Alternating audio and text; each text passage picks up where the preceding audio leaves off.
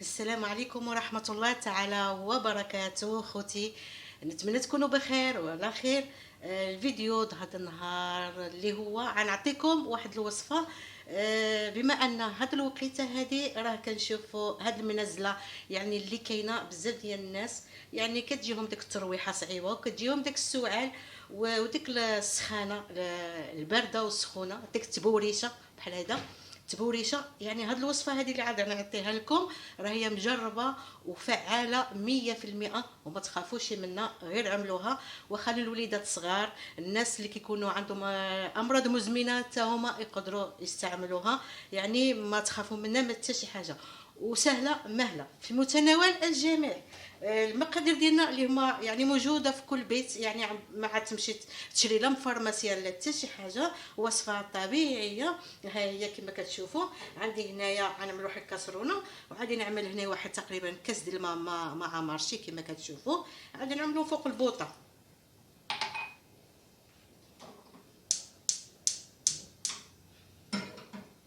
صافي. وعندي هنايا 3 ديال الدريسات ديال الثومه، ها هما منقيين.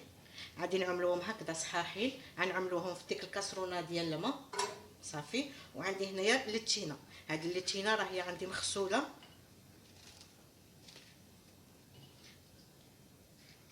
نقطعوها، نحيدوا لها القشره ديالها، نقيوها من القشره.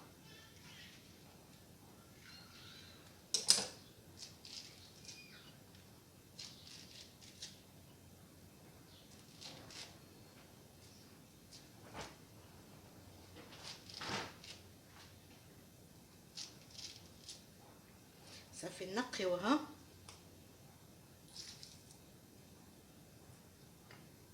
نحيدوا لها ديك الجلود ديالها وداك الشيء. صافي. ها صافي غنعملوا عليها الشكل هذا. ملي نشوفوا الماء ديالنا بدا يعني كيطلع فيه الغاليه، نقصوا بوطه ونخليوها طيب مزيان حتى كطيب لنا ديك هاد اللتينه وديك الدريسات ديال الثومه. وخليوكم معنا باش نشوفوا شنو كاين.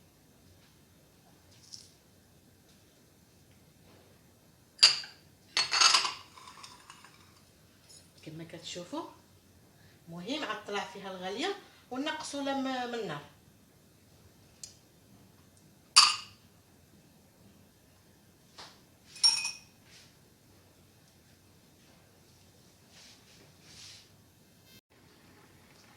بسم الله. شوفوا كيفاش هي، يعني بدات صافي.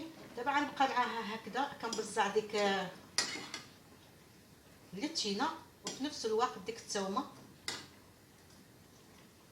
كنبقى نعفصها هكذا، كنخرج لها ديك الماء اللي ديال اللتينه وديك هذا الماء ديال الثومه.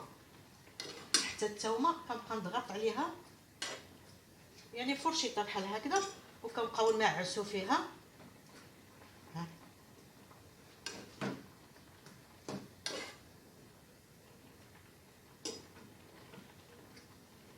صدقوني يا خوتي هاد الوصفه هذه يعني غزاله مجربه.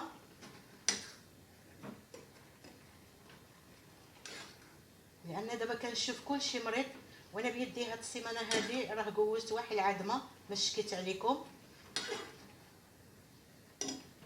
ولكن كنعملوا هذه يعني غزال الصراحه، كيجيب ربي عليها هذا الشفاء. صافي كما كتشوفوا الخوت.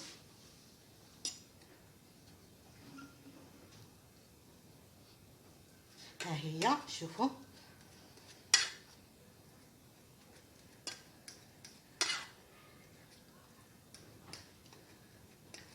كنخرجوا منها ديك الشيء كامل، وديك الثومه حتى هي كنهدكوها على هاد الطريقه هذه. راه باينه، ماشي شي حاجه صعيبه، راه باينه شني كنعمل.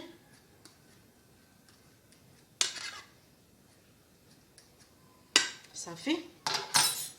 غادي نجيبو واحد الصفاي والكويس وكنصفيوها.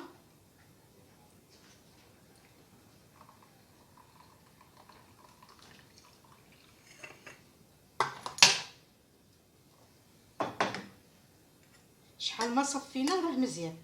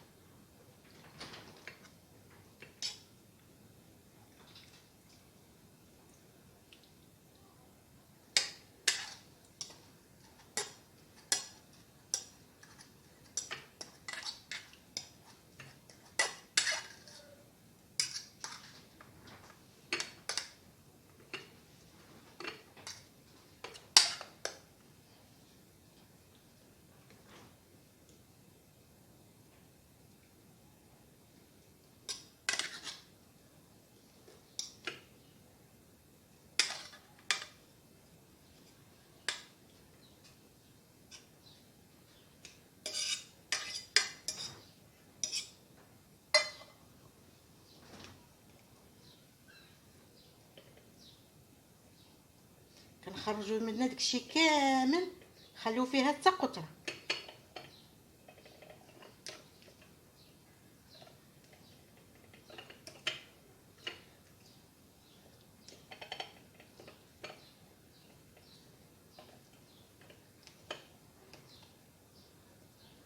صافي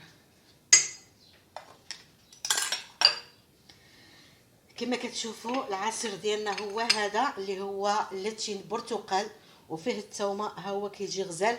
ولكن كاينه واحد الحاجه، راه ما تشربوهش هذا في النهار، يعني ما تشربوه، ما تشربوه حتى تكونوا في البلاصه ديالكم، في الفراش ديالكم، في الساعه اللي تكونوا غادي تنعسوا. عاد ديك الساعه اما شي واحد يعدل لكم ولا نتوما عدلوه راسكم بيدكم، وتتكون دخلتي في البلاصه ديالك وغطيتي، لان ملي كتشربوا راه كتسخن وكتعرق. ملي كيخرج منك ديك العرق هذاك هو الضرر اللي كيخرج منك. اما الا شربتيه في النهار يعني غيقدر يضربك عليه البرد، وما عاد تبراشي وعاد تزيد ديك الساعه تمرض كثار من تينا هو. ولكن لا، هذا المشروب هذا انا كنقولها ونعاودها، خاصك تكون في البلاصه ديالك في الساعه ديال اللي غتنعس. صافي مشيتي البلاصه ديالك عادي تنعس، وخاصك تعملوا ثلاثه الايام وربع دياتو. النهار الاولاني راه عادي ترتاح، غيخفف عليك. النهار الثاني كذلك راه غيخفف عليك. 3 ايام راه ترجع الصحه والسلامه والشفاء للجميع. نتمنى المشروب هذا النهار يكون يعني تستفدوا منه، ونتمنى يعني الواحد اللي مريض يجربه وعاد يكون النتيجه ديالو راه مزيانه. هادشي اللي كاين اخوتي، وبالشفاء ان شاء الله لاي واحد اللي كيعاني من اي حاجه، يا ربي تشافيه وتعافيه. خليتكم على خير اخوتي.